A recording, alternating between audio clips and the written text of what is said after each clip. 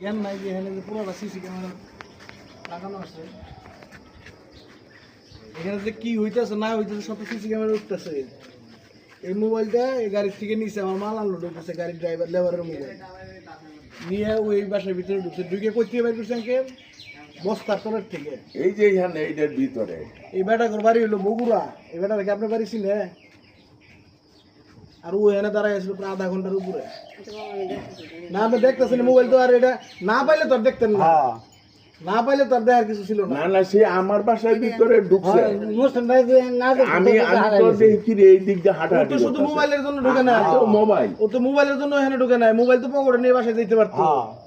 কিন্তু এখানে ঢোকার কারণ ঢুকছে কি? অন্য কোনো কারণে, আপনার বাসায় ঢুকছে অন্য কারণে। যখন আপনি ধরছেন সেখন ওই মোবাইলে আর ওই দিক থেকে আবার ডাক যে দিলে, মুখের মধ্যে সে কেমনে টপকাইয়া আবার এই দিক যায় ওই দিক থেকে আবার এদিক দিয়ে আমি দৌড়তে বাইরে টপকায় ওর বাইরে টপকে ওই চলে দিক গেল। থেকে। মানে 1 মিনিটের মধ্যে।